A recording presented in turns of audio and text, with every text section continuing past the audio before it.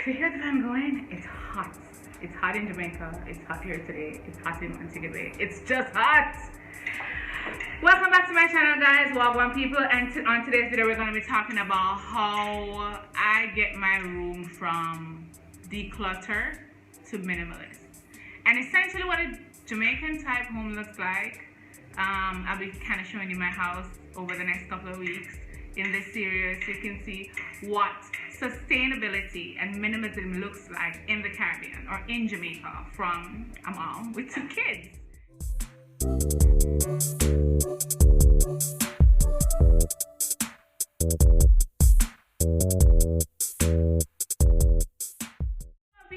Welcome back to my channel. My name is eye-see-tah and this is eye-see-tah's World. And on eye-see-tah's World, please subscribe if you want videos on minimalism, a freeform journey, how to blog, and essentially just living in a car. The most useful tips, just living and getting by in life. Yeah, we all need some help. Alright, so first things first, this is what my room looks like after 2 or 3 days of just not doing anything. There were unmentionables on the ground that I had to cut out. It is that bad. It is that bad. So I'll show you how to get started, how to organize it, my method, and how effective it actually is for me. Alright, so I have my notes here. So of course, if you see me looking down, I'm not ignoring you. I'm just trying to get this video right on the first take.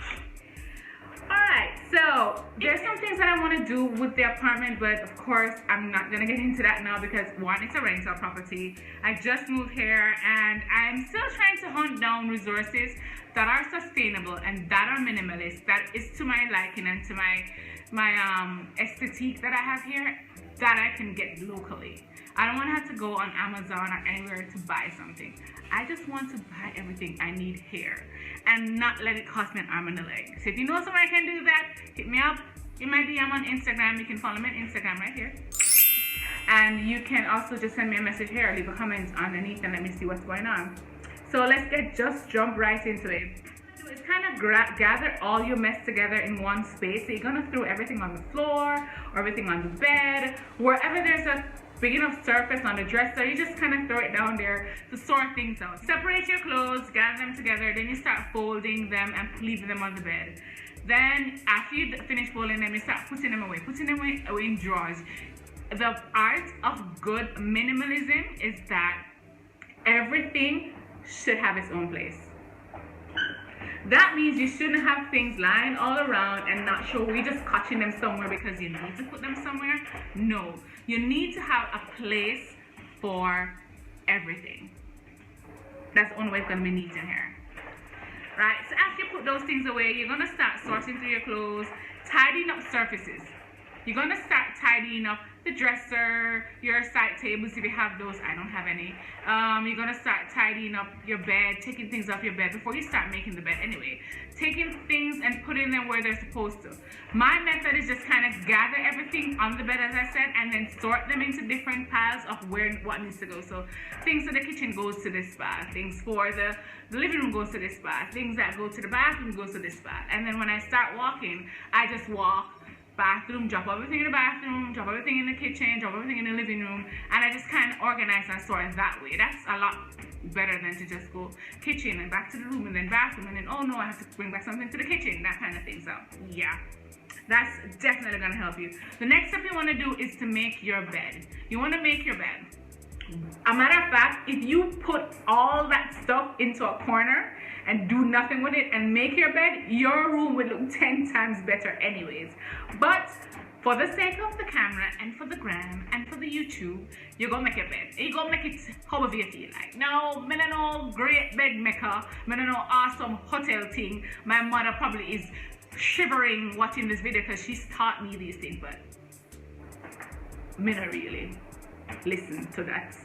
I do a good job though, as you might see. I do my Instagram hashtags and finding that kind of thing, and I search for things on Pinterest.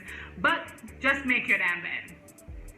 After you make your bed, you want to now start arranging and rearranging anything. If you want to move a fan around, or you want to move the bed around a little bit, move the side tables, this is the best time to kind of do that. When you've done, tidied up everything and everything's out of the way, and the final step, that you have to do is pretty much just clean the floor.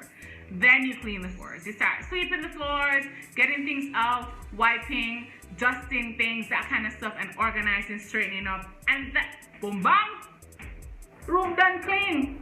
And you can literally do that in less than a half an hour. You can do it in 20 minutes, depending on how crazy things are. Now, what I want to say is that being a minimalist, especially in the Caribbean, is not as easy as it is in first world countries like in the US and Canada and UK, because you have access to, so you can get rid of stuff that are creating clutter and put things in your space that's going to minimize that and make your place look minimalistic but still kind of modern. What I wanted to point out is that being a minimalist really is what we in the Caribbean, especially persons who are of low income, or what I just said, poor people, really do. We really just kind of live off of what we have, make our space comfortable, and ensure that we're happy in it. And most times, people who have the money, most time of them are the happiest people you'll find. Them not worry about internet bill, them not worry about, you know, essentially what kind of cheese to buy. Them probably don't buy cheese. But so they learn to sustain themselves and what they have. And they love what they do, and they love how they do it, and they just kind of appreciate life for that. So that's essentially what minimalist is like in the Caribbean. We just learn to just turn it on and make fashion. That's what I mean. So it's not something that you have to research or study. You just have to find in your core what is good for you. Pretty much understood and understand my lifestyle, so I don't kind of put my hand where I can't reach it no more. I kind of have in my head what I need. My issue is getting that shit here in Jamaica, getting it in the Caribbean, finding somewhere here that's not going to charge you an arm and leg to get something in a place that you need, that's gonna make you happy. You understand what I'm saying? So yeah, you know what I mean. Just to note, all the furniture in my home was handmade here in Jamaica, except this desk. I got this desk. I was gifted this desk when I started to work from home a couple years ago from a friend that was closing out his business. So this desk is not actually handmade here.